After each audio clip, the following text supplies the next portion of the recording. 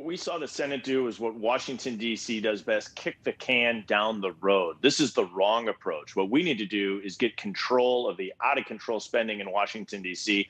We have to stand firm against Nancy Pelosi, Joe Biden, and Chuck Schumer's attempts to spend us into oblivion. I'll be voting no on this debt ceiling increase. We need to stop the runaway spending in Washington, D.C. that's causing tons of pain for American families that are seeing rising costs day in and day out.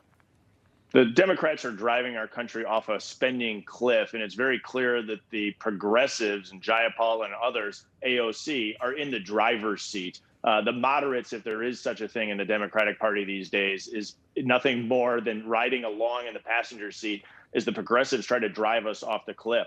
We need to get control of our spending. I'm very concerned in the direction that the progressives and Nancy Pelosi are taking us, and kicking the can down the road, as the Senate did just yesterday, is the wrong approach. I'd like to see us put our foot down and actually force these Democrats to either take total ownership of what they're doing to this economy, or two, get them to turn around and stop this spending. Senator Lindsey Graham hit hard on the 10 Republicans and Senator Mitch McConnell in their act of allowing that debt ceiling limit to pass, to increase.